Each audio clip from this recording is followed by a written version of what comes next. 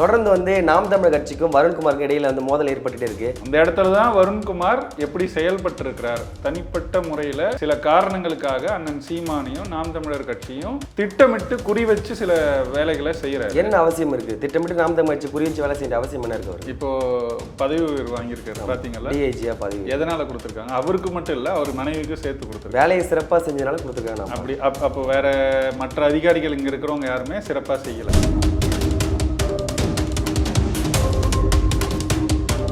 இவர் மட்டும்தான் ஒரே அதிகாரி, நம்ம பார்த்த வரைக்கும் ஒரே அதிகாரி. இதுவரை அதுக்கு முன்னாடி கூட யாரும் அப்படி செயல்பட்டதை நம்ம பார்க்கல. உதயநிதியின் பெரிய ஃபேன், அதனால முதல் நாள் முதல் காட்சி பார்த்துருவாருன்னு செய்தி வருது. எதுக்காக உதயநிதி படத்தை உதயநிதியோட ஃபேனா இருக்கிற அளவுக்கு உதயநிதி அப்படி பெரிய நடிகரா?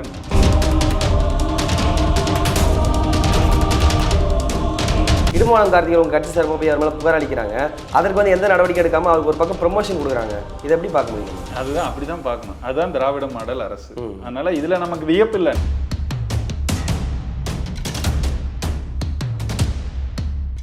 அவர் ட்விட்டர்ல வெளியேறிட்டாரு, இன்ஸ்டால இன்னும் செயல்பட்டு இருக்காரு, வாட்ஸ்அப்ல ஸ்டேட்டஸ் வச்சு. நீங்க தான் வெளியேற்றப்பட்ட வச்சு காரணமே நீங்க தான் சொல்றது. அதெல்லாம் காவல்துறை கண்காணிப்பாளர் வெளியேற அளவுக்கு வீக்கா இருக்காரு நீங்க சொல்றீங்க. அப்போ இல்ல, அவர் சொல்றாரு நீங்க நாம் தமிழர் கட்சி தான், அதனால தான் சொல்றேன். அப்போ அப்படின்னா அவ்வளவு வீக்கா இருக்கீங்க.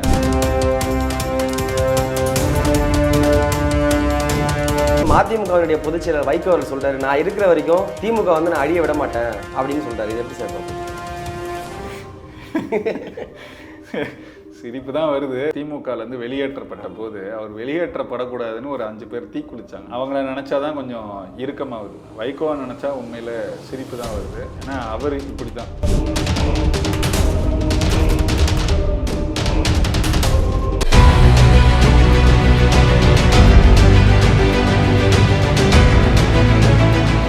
தாட்டை நேயர்களுக்கு வணக்கம். இன்றைய நேர்காணலில் நம்மோடு சிறப்பு இணைந்திருப்பவர் நாம் தமிழர் கட்சியை சேர்ந்த கார்த்திகை செல்வன் அவர்கள். வணக்கம். வணக்கம். தொடர்ந்து நாம் தமிழர் கட்சிக்கும் வருண்குமாருக்கு இடையில மோதல் ஏற்பட்டுட்டே இருக்கு. என்ன பிரச்சனை? எதற்காக வருண்குமார் அவர்கள் நாம் தமிழர் கட்சி தொடர்ந்து தாக்கிட்டே இருக்காரு? அவருக்கு ஒரு விளம்பர நோக்கம் இருக்கிறதா தான் நாங்க பாக்குறோம். ஏன்னா எவ்வளவோ அதிகாரிகள் இருக்காங்க, அதிகாரிகளோடு சில சிக்கல்கள் வரதான் செய்யும். நீங்க எடுத்துக்காட்டுக்கு பாத்தீங்கன்னா, நேத்து ஆர்ப்பாட்டம் நடந்துச்சு. ஆர்ப்பாட்டத்தை நடத்த விடாம தடுத்து கைது செஞ்சு கூப்பிட்டு போறாங்க. ஆனா ஏதாவது ஒரு அதிகாரிய தனிப்பட்ட முறையில் ஏதாவது ஒரு அதிகாரி பற்றி எந்த சிக்கலாவது வந்ததா? இது மாதிரி எவ்வளவு நிகழ்வுகள் நடக்குது. நம்ம நிகழ்ச்சி நடத்துகிறோம். இப்போ தஞ்சாவூருக்கு போனோம், அங்கே நம்மாழ்வாருக்கு நிகழ்வு நடத்தப்பட்டுச்சு. அதுக்கு அனுமதி கொடுக்கறதும் இடத்த மாற்றுறதும் இது மாதிரி பல சிக்கல்கள் இருந்துச்சு. காவல்துறைக்கு எதிராக நம்ம சில கருத்துக்களை பதிவு செய்கிறோம். அங்கே கூட தனிப்பட்ட ஏதாவது அதிகாரி பற்றி பேசுறது இல்லை. இந்த எவ்வளவோ சிக்கல். மதுராந்தகம் நடந்துச்சு அதுக்கு முன்னாடி, மாவீரர் நாள் நிகழ்வு. இப்படி எந்த இடத்துலையுமே தனிப்பட்ட ஒரு அதிகாரி பற்றி எந்த சிக்கலுமே எழுப்பாத நாம் தமிழர் கட்சியோ இல்லை நாம் தமிழர் கட்சியை சார்ந்தவங்களோ இல்லை அண்ணன் சீமானோ ஒருவரை பற்றி ஒரு கருத்து ஒரு கட்டத்தில் சொல்கிறாங்க அப்படின்னா ஏன் சொல்கிறாங்கன்றத உற்று நோக்கணும். அந்த இடத்துல தான் வருண்குமார் எப்படி செயல்பட்டு இருக்கிறார். தனிப்பட்ட முறையில் சில காரணங்களுக்காக அண்ணன் சீமானையும் நாம் தமிழர் கட்சியும் திட்டமிட்டு குறி வச்சு சில வேலைகளை செய்யறாரு. என்ன அவசியம் இருக்கு? திட்டமிட்டு நாம் தமிழர் கட்சி குறி வச்சு வேலை செய்ய அவசியம் என்ன இருக்கு? அவருக்கு இப்போ பதவி உயர்வு வாங்கியிருக்காரு பாத்தீங்களா? டிஐஜியா பதவி. எதனால கொடுத்துருக்காங்க? அவருக்கு மட்டும் இல்ல, அவர் மனைவிக்கு சேர்த்து கொடுத்துருக்காங்க. வேலையை சிறப்பா செஞ்சனால கொடுத்துருக்காங்க. அப்படி அப்போ வேற மற்ற அதிகாரிகள் இங்க இருக்கிறவங்க யாருமே சிறப்பா செய்யல. கூடுதலா அவங்க என்ன செய்யறாங்கன்னு பாத்தீங்கன்னா, நாம் தமிழர் கட்சியை திட்டமிட்டு தாக்கணும், இல்ல குறி வச்சு சில வேலைகளை செய்யணும். எதுக்கு? ஆட்சியாளர்கள்கிட்ட நல்ல பேர் வாங்குறதுக்கு. நல்ல பேர் வாங்கினா என்ன நடக்கும்? ப்ரமோஷன் கிடைக்குமா? இதுதான் இங்க நடக்குது. இது மட்டும் இல்லாம நம்ம தொடக்கத்துல இருந்தே பாக்குறோம். நம்ம ஏற்கனவே கூட இந்த கருத்தை நான் பதிவு செஞ்சிருக்கேன். என்னன்னா, அதிகாரிகளும் தனிப்பட்ட மனிதர்கள் தான், அவர்களுக்கும் விருப்பு வெறுப்பு இருக்கும். ஆனா இவர் மட்டும்தான் ஒரே அதிகாரி, நம்ம பார்த்த வரைக்கும் ஒரே அதிகாரி. இதுவரை அதுக்கு முன்னாடி கூட யாரும் அப்படி செயல்பட்டதை நம்ம பார்க்கல. ஒரே அதிகாரி, உதயநிதியின் பெரிய ஃபேன், அதனால முதல் நாள் முதல் காட்சி பார்த்துருவாருன்னு செய்தி வருது. உதயநிதியோட படம் வரும்போது நீங்கள் இதுக்கு முன்னாடி இல்லை இது வரைக்கும் அதுக்கு பிறகு எந்த அதிகாரிக்காவது இந்த மாதிரி ஒரு செய்தி பார்த்துருக்கீங்களா? இல்லை, பார்த்தது. அந்த செய்தி வருது, இவர் போய் படம் பார்த்துட்டு வர்றதோ இல்லை அதை ஃபர்ஸ்ட் ஷோ பார்க்கறது கூட எனக்கு சிக்கல் இல்லை. ஆனால் அதை செய்தி ஆக்குறது இருக்குல்ல, அதில் ஒரு விளம்பர நோக்கம் இருக்குல்ல. எதுக்காக உதயநிதி படத்தை உதயநிதியோட ஃபேனா இருக்கிற அளவுக்கு உதயநிதி அப்படி பெரிய நடிகரா என்ன? ஒரு 2 பேரும் நட்பு ரீதியான ஒரு அதுதான், அது இருக்கட்டும், அது தனிப்பட்ட முறையில் வச்சுக்கோங்க. அன்பில் மகேஷும் உதயநிதியும் கூட தான் நண்பர்கள். அவங்க நட்பை பற்றி நம்ம என்றைக்குமே பேசலையே. அவருக்கு ஒரு விளம்பர நோக்கம் இருக்குது. இந்த விளம்பரத்தின் வழியா அவருக்கு சில பலன்கள் வந்தடையும் நம்புறாரு. அந்த பலன்களும் வருது. இல்லை, ஒரு மாவட்டத்தோட கண்ட்ரோல் ஒரு எஸ்பியா இருக்காரு, இப்போ டிஐஜியா உயர்ந்திருக்காரு, அவருக்கு உங்களை வச்சு பப்ளிசிட்டி பண்ண வேண்டிய அவசியம் எதுவும் இல்லைன்னா நீங்க ஊடகங்கள் பேசுவீங்களா? நீங்க அண்ணன் சீமான்கிட்ட வந்து கேள்வி கேட்பீங்களா, இல்லை எங்ககிட்ட கூப்பிட்டு கேட்பீங்களா? இதெல்லாம் இல்லை, சீமான் அவர் வந்து அவர்கிட்ட வந்து மன்னிப்பு கேட்டாராம், பொதுவெளியில் வந்து மன்னிப்பு கேட்குறேன்னு சொன்னதுனால நான் வந்து இல்லை பொதுவெளியில் மன்னிப்பு கேட்குறேன்னு சொன்னாராம். பொதுவெளின்றது தவறு. அதே மாதிரி தனிப்பட்ட முறையில் கூட அண்ணன் பொதுவெளியிலும் சரி தனிப்பட்ட முறையிலும் எங்கேயுமே மன்னிப்பு கேட்கணும்னு நினைச்சது கூட கிடையாது. அதை தான் அண்ணன் சீமான் நேற்று கூட தெளிவுபடுத்தியிருக்கிறாரு. நான் எப்போ உங்ககிட்ட அணுகுனேன், நீங்கள் தான் 2 தரப்பு வச்சு அணுகுனீங்க. அது தரப்பையும் சொன்னார். ஒன்று பத்திரிகையாளர் வச்சு, இன்னொன்று தொழிலதிபர் வச்சு. அது ரெண்டையுமே நான் மறுத்துட்டேன் அப்படிங்கிறதையும் அண்ணன் சீமான் சொல்லியிருக்காரு. காரணம் அதாவது அவங்களோட பெயர்கள் வரக்கூடாதுங்கிற ஒரு மாண்பு கருதி அண்ணன் பெயர்களை சொல்ல வேணான்னு விட்டுட்டார். கூடுதலாக காவல்துறையில் உயர் அதிகாரிகளை விட்டும் அண்ணன் சீமான்கிட்ட தூது விட்டாருன்னு சொல்லியிருக்காரு. யார்? வருண் ஐபிஎஸ். ஆமாம், சரி. இல்லைன்னா இவர் இல்லை, காவல்துறையில் இவருக்கு மேலே அதிகாரிகள் இருக்கிறாங்களா? இல்லை, எங்கள் அதிகாரியை பற்றி சொல்கிறது தப்பு பிழைன்னு சொல்லியிருக்கணும்ல. யாராவது சொன்னாங்களா இது வரைக்கும்? அப்போ அது உண்மையாக இருக்கிறதுக்கான வாய்ப்புகள் தான் அதிகம். ஏன்னா வருண் தாக்குறது வந்து அண்ணன் சீமான் கட்சியின் தலைவர். ஆனால் அண்ணன் சீமான் சொல்லும்போது அது அதிகாரத்தையே நோக்கி தான் வருது. ஏன்னா அவர் ஒரு மாவட்ட புறநகர காவல்துறை கண்காணிப்பாளராக இருக்காரு. சீமான் அவர்களை இந்த அளவுக்கு வந்து கடுமையாக விமர்சனம் பண்ணல. ஏதோ ஒரு அரசு அதிகாரி அவர் என்ன சொல்றாரு, மைக்குக்கு முன்னாடி தான் அவர் வந்து புலி, பின்னாடி வந்து அவர் எலின்னு சொல்றாரு. இது எப்படி நம்ம எடுத்துக்க முடியும்? அதை அப்படியே திரும்ப அவருக்கு சொன்னா, காக்கி சட்டை போட்டுட்டு உங்க அலுவலகத்துக்குள்ள நீங்க என்னென்ன பேச்சு பேசுறீங்க, இங்க வந்து என்ன பேச்சு பேசுறீங்க? ஆனால் சீமானே ஏற்கனவே அவர் நம்ம கட்சியில 2 பேரை கைது செஞ்சுட்டு அவங்கள அடிச்சு என்ன பேசினாங்கன்றத அண்ணன் சீமான் தொடக்கத்தில் ஒரு தடவை சொன்னாரு. அதுக்கு பிறகு அந்த நபர்களே கூட ஒருத்தர் அதில் நேர்காணலே கொடுத்துருக்கிறாரு, சாட்டையில் கூட போட்டிருக்கீங்க. அதில் என்னென்ன பேசினாருன்னு சொல்லியிருக்காங்க. இது வரைக்கும் மறுத்தாரா? ஊடகவியலாளர்கள் கேட்க மறந்த இன்னொரு கேள்வி என்னன்னா, செல்ஃபோன்களை திருடினீங்க அப்படின்னு சொல்கிறாங்க. செல்ஃபோன்கள் தொடர்ச்சியாக நாம் தமிழர் கட்சியில் யாரையாவது கூட்டிகிட்டு போனால் விசாரிக்கவோ இல்லை எதுக்கோ கைது செஞ்சோ கூட்டிகிட்டு போனால் முதல்ல அவங்க கிட்ட இருந்து செல்ஃபோன் பறிக்கப்படுது. அந்த செல்ஃபோனில் இருக்கிற தகவல்கள் பிறகு கொஞ்சம் கொஞ்சமாக வெளியே வருது. இது ஏன் நடக்குது? எப்படி நடக்குது? இல்லை, சரியான்னு கேட்குறேன். ஒருத்தவங்க கைது பண்ணால் அவங்க எதாவது தவறு பண்ண வழக்கு போடலாம். அவங்க ஃபோனை வந்து பறிமுதல் பண்ணது சரியாது. பறிமுதல் பண்ணுற உரிமையை வந்து காவல்துறைக்கு அரசு சட்டம் கொடுக்குது. காரணம் என்ன? அதில் ஏதாவது செய்திகள் அவங்க விசாரிக்கிற வழக்கு சார்ந்த ஏதாவது செய்திகள் இருந்தால் தேடி சட்டத்துக்கு புறம்பாக செயல்படுவாங்க. ஒரு வாய்ப்பாக இருக்குன்றதுக்காக தான் அதை கொடுக்குறாங்க. அதனால பறிமுதல் செய்கிற உரிமை அவங்களுக்கு இருக்கு. ஆனால் பறிமுதல் செய்யப்பட்ட பொருட்களோட அந்த தன்மையை வந்து காக்கிற பொறுப்பும் அவங்களுக்கு தான் இருக்கு. அது எப்படி அதில் இருக்கிற செய்திகள், குரல் பதிவுகள் இதெல்லாம் வெளியே வருதுன்னா, அப்போ அங்கேயே எங்க காக்க வேண்டிய இடத்துல திருடர்கள் இருக்கிறாங்கன்றதுதான் பொருள். அதனாலதான் இந்த ஆடியோ, அதனாலதான் அண்ணன் சீமான் நேற்று சொன்னாரு செல்போன் திருடன். அதுதான் சரியா? ஒரு கட்சியோடைய தலைவரா இருக்கவரு வேற என்ன ஒரு ஐபிஎஸ் அதிகாரி பேசவே இல்லை, கடந்துதான் போயிட்டோம். நீங்களே சொல்லுங்க, 1 மாதமா அவரை பத்தி எங்கேயுமே எதுவும் பேசல. இல்ல, கேள்வி பத்திரிகையாளர் எழுப்புனதா நீங்க பேசுனீங்க. இப்ப திரும்ப பத்திரிகையாளர் கூட இப்ப எழுப்புறதுக்கான காரணம் என்ன? அதுக்கு முன்னாடி நாள் அவரா வந்து செய்தியாளர்களை சந்திச்சு இப்படி பேசுறாங்க. பேசும்போது வேற என்ன செய்ய முடியும்? கண்டிப்பா இல்ல, பதில் சொல்லி தான் ஆகணும். ஒரு ஐபிஎஸ் அதிகாரியை போயிட்டு நீ வந்து அக்யூஸ்டு, நீ வந்து ஆடியோ லீக் பண்ணதான் உனக்கு தெரியும் அப்படின்னு சொல்றது இது வரைக்கும் மறுத்தா? நான் கேட்கிறேன். வந்து செய்தியாளர்களை சந்திச்சாரு. கிட்டத்தட்ட 3 மாதங்களா அவர் மேல இந்த குற்றச்சாட்டு இருக்கு. புகாரும் கொடுத்துருக்காங்க நாம் தமிழர் கட்சி சார்பா. வழக்குக்கும் போறதா சொல்லியிருக்கிறாங்க, சாட்டை சார்பாகவே போறதா சொல்லியிருக்காங்க. எதுக்கு? செல்போன்கள் பறிக்கப்பட்டு அதுல இருக்கிற செய்திகள் வெளியாகி அதுக்கு எதுக்கு தொடர்பு இருக்க வாய்ப்பு இருக்கு. அப்போ இவர் கீழே இருக்கிற காவல்துறை தானே கைது செஞ்சது. அவங்க தானே இந்த செல்போன்களை பறிமுதல் இவர் ரெஸ்பான்சிபிலிட்டி எடுத்துக்கணும். அப்போ பறிமுதல் செஞ்ச செல்போன்ல இருக்கிற செய்தி வெளியானா அதுக்கு பொறுப்பு யார்? இவர் தானே எடுத்துக்கணும். செய்தியாளர் சந்திப்பு நடத்தும் போது ஆமா எனக்கு கீழே இருந்த இந்த நபர் தான் இப்படி வெளியிட்டாரு, நான் நடவடிக்கை எடுத்திருக்கேன்னு சொல்ல வேண்டியதானே, ஏன் சொல்லல? இடுமோனம் கார்த்திகேயன் உங்க கட்சி சார்பாக போய் அவர் மேலே புகார் அளிக்கிறாங்க. அதற்கு வந்து எந்த நடவடிக்கை எடுக்காம அவருக்கு ஒரு பக்கம் ப்ரொமோஷன் கொடுக்குறாங்க. இதை எப்படி பார்க்க முடியும் நம்ம? அதுதான் அப்படிதான் பார்க்கணும். அதுதான் திராவிட மாடல் அரசு. அதனால இதுல நமக்கு வியப்பு இல்லை. நம்ம சொல்றது என்னன்னா, இப்படி ஒரு நிகழ்வு நடந்திருக்குல்ல, ஆடியோவை வெளியிட்டாரு, இதெல்லாம் நடந்துச்சுல. செய்தியாளர்களை சந்திக்கும் போது அவர்கிட்ட இந்த கேள்வியை எழுப்பி இருக்கணும், எழுப்பல. முதல். 2வது என்னன்னா, அண்ணன் சீமான் சொல்லி கூட இப்ப 24 மணி நேரம் கடந்துருச்சு.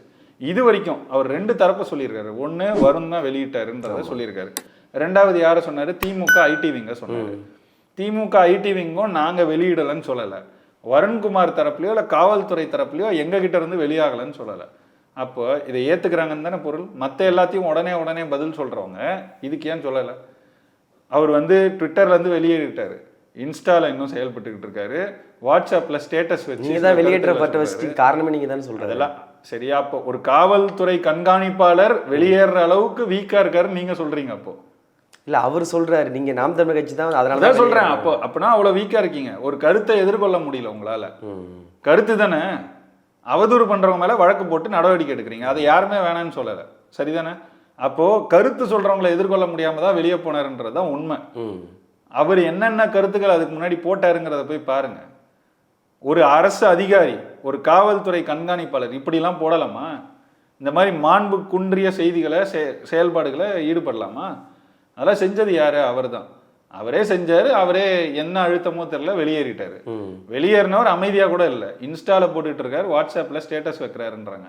அங்க வைக்க வேண்டியதுதானே இதுக்கான பதில. சண்டிகர்ல வந்து நாம் தமிழ் கட்சி பத்தி பேசுறாரு, அதே மாதிரி இப்போ பிரஸ் மீட்லயும் 1 மணி நேரத்துக்கு மேல நாம் தமிழ் கட்சி தாக்கி பேசுறாரு. ஏன் இது குறித்து பெரிய அரசாங்க அதிகாரி அவர் மேல நடவடிக்கை எடுக்க மாட்டேங்கிறாங்க? அவங்க விரும்புறாங்க. அவங்க விரும்புறாங்கன்னா அரசு நடத்துறவங்க விரும்புறாங்க, திமுக காரங்க விரும்புறாங்க, முதல்வர், துணை முதல்வர், அவங்க சார்ந்தவங்க இதை விரும்புறாங்க. அதுக்காக செய்யப்படுறத நம்ம பாக்குறோம். அவங்களுக்கு நேரடியா அண்ணன் சீமான் எழுப்புற கேள்விகளை எதிர்கொள்றதுக்கான துணிவு, திராணி இதெல்லாம் இல்லை. அதனால என்ன பண்றாங்க, ஒரு அரசு அதிகாரியை விட்டு இந்த மாதிரி கேவலமான செயல்கள் வழியா முடக்க முடியுமான்னு பாக்குறாங்க. அண்ணன் சீமான் இவங்க அப்பாவையே பார்த்துட்டு தான் இங்க நிக்கிறாருங்கிறத மறந்துட்டாங்க. கருணாநிதி ஜெயலலிதாவை பார்த்தவர், மோடியும் பார்த்தாரு, மன்மோகன் சிங் ஆட்சியில இருந்து சோனியா காந்தி, ராகுல் காந்தி அவங்களோட அடக்குமுறையும் பார்த்துட்டு தான் இங்க நிக்கிறாருங்கிறத இவங்க மறந்துட்டு செயல்பட்டு இருக்காங்க. இதெல்லாம் எதிர்கொள்வாங்க. அதெல்லாம் எதிர்கொள்ளனா அப்புறம் என்ன, நாம் தமிழர் கட்சினா என்னன்னு அவங்களுக்கு புரியணும்ல. நேற்றைய தினம் வந்து அண்ணா யூனிவர்சிட்டியில் பாதிக்கப்பட்ட பெண்ணுக்காக நீங்கள் ஆர்ப்பாட்டம் அறிவிச்சிருந்தீங்க, அதுக்கு தடை விதித்தாங்க அரசு சார்பா. தடையை மீறி நீங்கள் ஆர்ப்பாட்டம் நடத்திருந்தீங்க. அதுக்கு 2018 வந்து கைது பண்ணப்பட்டிருந்தாங்க சீமான் அவர்கள். 6 வருடம் கழிச்சு நேற்றைய தினம் கைது பண்ணப்பட்டிருக்காங்க. இந்த கைது நடவடிக்கை எப்படி பார்க்குறீங்க? இது கொடும் அடக்குமுறை தான். ஏன்னா இதே அரசு அதிமுக ஆட்சியில் இருக்கும்போது பொள்ளாச்சி நடக்கும்போது எப்படி போராடினாங்கன்றது உங்களுக்கு தெரியும். தொடர்ச்சியா எந்த ஒரு பாலியல் சம்பவம் நடந்தாலும் அதுக்கு போராடணும், ஒரு எதிர்கட்சியா போராடுறது தான் சரி. அப்போ போராடின திமுக இன்னைக்கு ஆட்சியில இருக்கும்போது இவங்க ஆட்சியில ஏதாவது அதே மாதிரி நிகழ்வுகள் நடந்தா அதை எப்படி கையாளுறாங்கன்னு பாருங்க. அப்படியே நடைமுறைகள் வந்து பாஜக ஆள்ற மாநிலங்கள்ல பாஜக என்ன செய்யுதோ அதையே தான் செய்யறாங்க. அங்க எதிர்கட்சிகள் போராடினா அவங்கள முடக்குவாங்க. இங்க இப்ப இவங்க ஆட்சியில ஒரு பாலியல் வல்லுணர்வு சம்பவம் நடந்திருக்கு, எதிர்த்து நாம் தமிழர் கட்சி போராடினா அதை ஒடுக்குறாங்க. அங்க புகார் கொடுத்த பெண்கள் பற்றிய செய்திகள் வெளியிடப்படும், இங்கேயும் அதே மாதிரி எஃப்ஐஆர் வெளியிடப்படுது. அதில் புகார் கொடுத்த பெண் என்ன புகார் கொடுத்தாங்க, அவங்களோட செய்திகள் எல்லாமே வெளியாகுது. இதனால தான் சொல்கிறோம் திமுகவும் பாஜகவும் ஒன்று தான், ஒரே மாதிரி தான் செயல்படுறாங்க. ஓகே, பாஜகவும் சரி அதிமுகவும் சரி அவங்களாம் ஆர்ப்பாட்டம் நடத்திட்டு இருக்கும்போது தான் கைது பண்ணாங்க. ஆனால் நாம் தமிழ் கட்சி ஆர்ப்பாட்டம் அறிவிச்சு அங்கே போய் இறங்கினோடனே கைது பண்ணியிருக்காங்க. அது 400க்கு மேற்பட்ட மேலே கைது பண்ணி சீமான் மேலே வழக்கு போட்டு தொடுத்துருக்காங்க. இந்த வழக்கு எப்படி பார்க்க? பேசுனா என்ன நடக்கும்னு தெரியும் அவங்களுக்கு, பயப்படுறாங்கன்னு சொல்றீங்களா? வேற என்ன, வேற எதுக்கு கைது செய்யணும்? சரி, நான் இன்னொன்று கேட்குறேன். நாம் தமிழர் கூடாரம் காலியாகுதுன்னு 3 மாசமா செய்தி வெளியிட்டு இருக்காங்க. யார் வெளியிட்டது? திமுகவை சார்ந்த ஊடகங்கள் தான் தொடர்ச்சியா இதை பேசிக்கிட்டு வெளியிட்டு இருக்காங்க. அப்ப காலியான கூடாரம் கூடுனா உங்களுக்கு ஏன் அச்சம்? நீங்க ஏன் பயப்படணும்? தான் கூடாரம் காலி ஆயிடுச்சுல, சீமான் ஆர்ப்பாட்டம் அறிவிச்சா யாருமே வரமாட்டாங்க தானே. அப்புறம் எதுக்கு நீங்க தேவையில்லாம பதறீங்க, ஒரு கூட்டத்தை நடத்த விடாம அதுக்கு முடக்குறீங்க, தடை செய்றீங்க, வரவங்க எல்லாரையும் கைது செய்ய. இத்தனைக்கும் வந்த உடனே அப்படியே கைது. நீங்க பாருங்க அந்த காணொலிகளை, வந்த உடனே கைது. வந்து ஒரு 50 பேர் தான் கூடட்டுமே, 50 பேரை ஒரு பஸ்ஸை கூப்பிட்டு வரீங்க. பஸ்ல எவ்வளவு பேர் ஏத்தலாம்? 50 பேர்.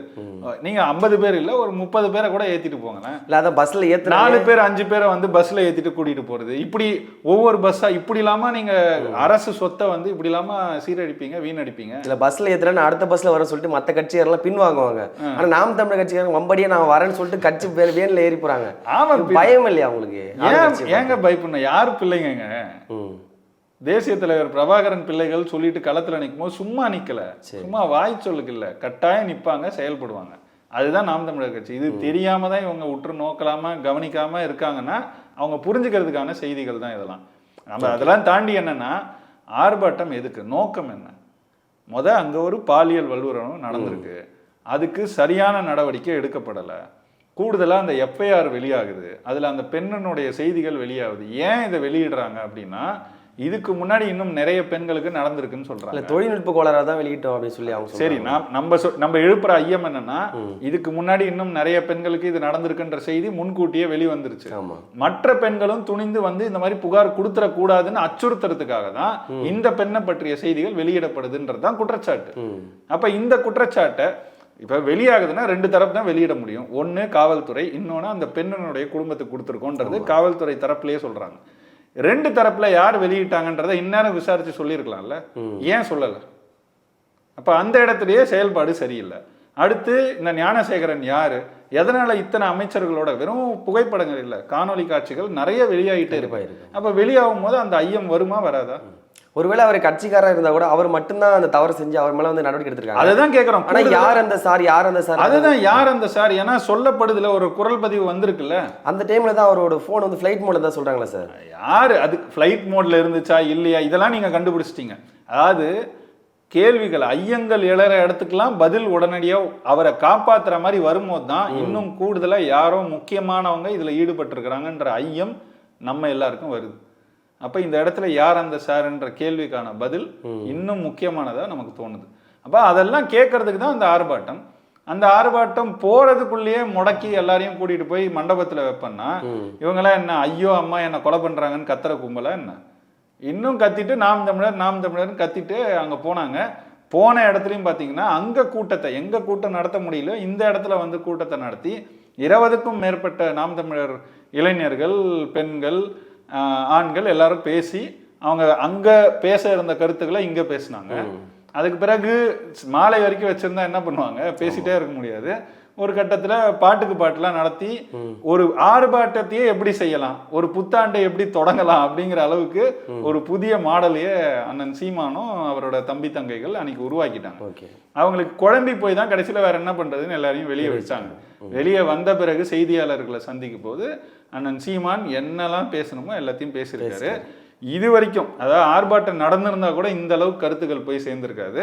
அந்த அளவுக்கு இப்போ கருத்துக்கள் போய் சேர்ந்திருக்கு. அதுதான் இதுல நம்ம உண்மையிலேயே அரசுக்கு நன்றி சொல்ற அளவுல இந்த அடக்குமுறை அதுக்கு வழிவகுத்து இறுதி வரை அந்த பாதிக்கப்பட்ட பெண்ணுக்கு உறுதுணையா நிக்குமா நாம் தமிழர் கட்சி? கட்டாயம் நிற்கும். ஓகே, ஏன்னா இது மட்டும் இல்ல, பொள்ளாச்சி சம்பவத்துக்கும் இன்னைக்கும் கேள்வி கேட்கிற கட்சி நாம் தமிழர் கட்சி தான். அன்னைக்கு அவ்வளவு பேச்சு பேசின திமுக இவங்க ஆட்சிக்கு வந்த பிறகு அது ஒன்றும் வேகமா நகர்ல, நீதி கிடைக்கல. எத்தனையோ பெண்கள் 200 பெண்கள் வரைக்கும் நக்கீரன்ல வந்த காணொலிகள்லாம் உங்களுக்கு ஞாபகம் இருக்கும். 200 பெண்கள் யார் யாரோ பேர் எல்லாம் சொன்னாங்க, இவர் இந்த பின்புலம் அந்த பின்புலம், அதிமுக திமுக எல்லா கட்சி பேரும் வந்துச்சு. இன்னைக்கு வரைக்கும் நீதி கிடைக்கல. பேசிட்டு இருந்த நக்கீரனும் கைவிட்டுருச்சு. இன்னைக்கு வரைக்கும் பேசுறது யாரு? நாம் தமிழர் கட்சி தான். அப்ப தொடர்ச்சியா கட்டாயம் பேசும். அண்ணா யூனிவர்சிட்டி இஷ்யூ முடிஞ்ச உடனே பார்த்தீங்கன்னா கள்ளக்குறிச்சியில் சின்னசேலம் பக்கத்தில் ஒரு 28 வயது பெண் வந்து பாலியல் சென்று உள்ளாக்கப்பட்டு அவங்க வந்து இறந்து கொலை பண்ணப்படுறாங்க. இதே மாதிரி தொடர்ந்து தமிழ்நாட்டில் எத்தனையோ வன்புணர்வு வந்து நடந்துகிட்டு தான் இருக்குது. ஆனால் தமிழ்நாட்டுடைய சட்டத்துறை அமைச்சர் என்ன சொல்கிறாருன்னா, பெண்களுக்கான பாதுகாப்பு மாநிலத்தில் இந்தியாவிலேயே தமிழ்நாடு வந்து முதன்மை பட்டியலில் இருக்குன்னு சொல்கிறாரு. இதை எப்படி சார் நம்ம பார்க்க முடியும்? நகைப்புக்குரிய செய்தியாக தான் பார்க்கணும். சட்டத்துறை அமைச்சர் எந்த அளவுக்கு மெத்தனமாக இருக்காரு அப்படிங்கிறது தான் இது காட்டுது. தொடர்ச்சியாக வருது. ஒரு 50 வயது பெண்ணை வந்து வன்புணர்வு செஞ்சு எரிச்சு கொன்னதெல்லாம் கூட தான் நம்ம பார்த்தோம். அப்புறம் மனநலம் பாதிக்கப்பட்ட பெண்ணை கூட ஏகப்பட்ட இந்த மாதிரி தொடர்ச்சியாக நடந்துகிட்டு இருக்கு. அதுவும் திமுக ஆட்சிக்கு வந்த பிறகு இன்னும் கூடுதலாக நடக்குது. இவ்வளவு நடந்த பிறகும் அதை பார்த்தீங்களா, இதை பார்த்தீங்களா, பொள்ளாச்சி பார்த்தீங்களான்னு பேசுறது இருக்குல்ல, இது வந்து கடுமையான சினத்தை தான் மக்களுக்கு ஏற்படுத்துது. அமைச்சர்கள் இந்த மாதிரி பொறுப்பற்ற தன்மையில பேசிக்கிட்டே இருக்கிறது. ஏன்னா ஒருத்தருக்கு நடந்தாலும் அநீதி தாங்க. அதுக்கு கட்டாயம் நீதி கிடைக்கிற வரைக்கும் இந்த அரசு செயல்படணும். அதுக்கு தானே அரசு. காவல்துறை என்னோட நேரடி கட்டுப்பாட்டில் இருக்கும், எந்த சிக்கல்னாலும் நான் வந்து சர்வாதிகாரியா மாறுவேன்னு பேசினார்ல ஸ்டாலின். இவ்வளவு நடந்தும் இன்னும் ஏன் சர்வாதிகாரியா மாறல? மணிப்பூர்ல நடந்துச்சு. மணிப்பூர்ல நடந்து இங்க கொந்தளிச்சோம்ல, நாங்களும் கொந்தளிச்சோம், நீங்களும் கொந்தளிச்சிங்க. அது சரிதானே? உன் மாநிலத்திலே நடக்கும்போது நீ எப்படி அமைதியா இருப்ப? அது எப்படி சரி? கொல்கட்டாவில் நடக்கும்போது இங்க குரல் கொடுத்தோம்ல, உங்களுக்கு தோழமை கட்சியா இருந்தாலும் இங்க இருந்து உங்க குரலும் எழுந்துச்சுல, அது சரிதானே? அப்போ அதே மாதிரி இங்க நடக்கும்போது அங்க ஒரு மருத்துவக் கல்லூரி மாணவிக்கு நடந்துச்சு, இங்க ஒரு பொறியியல் கல்லூரி மாணவிக்கு நடந்திருக்கு. அதை கேள்வி எழுப்புனா எழுப்பக்கூடாதுன்னு சொன்னா எழுப்புறவங்களை கைது செஞ்சா இதெல்லாம் பாசிசம் இல்லையா? அடுத்த மதிமுகவினுடைய பொதுச் செயலர் வைகோ அவர்கள் சொல்றாரு, நான் இருக்கிற வரைக்கும் திமுக வந்து நான் அழிய விட மாட்டேன் அப்படின்னு சொல்றாரு. இது எப்படி சார் பார்ப்பீங்க? சிரிப்பு தான் வருது. வேற என்ன, அவரு திமுகல இருந்து வெளியேற்றப்பட்ட போது அவர் வெளியேற்றப்படக்கூடாதுன்னு ஒரு 5 பேர் தீக்குளிச்சாங்க. அவங்கள நினைச்சாதான் கொஞ்சம் இறுக்கமாகுது. வைகோவை நினைச்சா உண்மையில சிரிப்பு தான் வருது. ஏன்னா அவர் இப்படிதான், அவருக்கு வந்து பல பெயர்கள் இருந்திருக்கு. அந்த பெயர்கள்லாம் திரும்ப நான் உச்சரிக்க விரும்பல. அவர் இப்படிதான் செயல்பட்டிருக்காரு. இதனால தான் மதிமுகன்ற கட்சி மொத்தமாக கரைஞ்சி இன்னைக்கு ஒன்றுமே இல்லாமல் போயிருக்கு. இதுக்கு அவர் பேசாமல் மதிமுகவை திமுகவோட இணைச்சிடலாம், தேவையில்லாமல் இந்த மாதிரி இருக்கிறதுக்கு. ஏன்னா அவரோட நோக்கமே வெளியே வந்த பிறகு கருணாநிதி கிட்ட இருந்து திமுக ஒழிச்சு உண்மையான திமுகவா இவர் இருப்பார். மறுமலர்ச்சி திமுகன்னு எதுக்கு பேர் வச்சாரு? ஒரு மாற்றாக திமுக கேவலம் கெட்டு கிடக்கு, அதுக்கு ஒரு மறுமலர்ச்சி தேவை, அந்த மறுமலர்ச்சியை நான் தான் கொடுக்க முடியும் தான் ஒரு கட்சியே தொடங்கினார். இவர் தொடங்கினது எதுக்கு? எதை எதிர்த்து? திமுக இது. அப்ப அந்த திமுகவை எதிர்த்து செயல்பட்டிருக்க வேண்டிய வைகோ இன்னைக்கு எங்க வந்து நிக்கிறாரு பாருங்க. ஒரு சூழ்நிலை தள்ளப்பட்டுறாரு. திமுக அப்படிதான் 10 ஆண்டுக்கு முன்னாடி என்ன பேசினாரு அந்த காணொலி எல்லாம் அவரே எடுத்து பார்க்க சொல்லுங்க. மக்கள் நல கூட்டணி அமைச்ச போது என்னென்ன பேசினாருன்றதை எடுத்து பாருங்க. திருக்குறள், திருவள்ளுவர், யாரை விட்டார் இவர்? எல்லாத்தையும் எடுத்து அதெல்லாம் சொல்லி கருணாநிதியை நான் ஆதரித்தால் என் நெஞ்சே என்னை சுடும் பேசினார்ல, ஞாபகம் இருக்கா? அப்புறம் இன்னைக்கு எங்க நிக்கிறாரு? கருணாநிதி கூட நின்றுந்தா கூட பரவாயில்ல, ஸ்டாலின் கூட நின்று ஸ்டாலினுக்காக தான் இவர் வெளியேற்றப்பட்டது. கடைசியில இங்க வந்து நிக்கிறதுக்கு இவர் அந்த கட்சியிலே இருந்ததா துரைமுருகன் இருக்க இடத்துல இவர் இருந்திருப்பாரு, இருந்துட்டு போயிருக்கலாமே. நமக்கு தோன்றதுக்கு முன்னாடி மதிமுக இன்னமும் யாரோ 1-2 பேர் இருக்காங்களா, அவங்களுக்கு தோணும். அது ஒரு சாதி கட்சியா மாறிடுச்சு கிட்டத்தட்ட. இதுக்கு மேலேயும் அவங்க அப்படியே இருந்தாங்கன்னா அது அவங்க விருப்பம் தான். நமக்கு வந்து அந்த கட்சியில் அழியறதுல எந்த வருத்தம் கிடையாது. அது சரி, அழியட்டும் அப்படின்னு தான் பார்க்கணும். நம்ம எதிரியாகவும் நினைக்கல. நம்ம வந்து திமுக, அதிமுக, பாஜக, காங்கிரஸை தான் முதன்மை எதிரிகளா நினைச்சு களத்துல நிக்கிறோம். ஆனா இவர்கள் எல்லாம் குறுக்க நடுக்கும் ஓடி வந்து இந்த பயணத்தை நமக்கு இடையூறா இருக்கும் போது இவங்க தள்ளி போனா நல்லதுன்னு தான் நினைக்கிறேன். சாட்டை எடுத்து நாட்டை திருத்து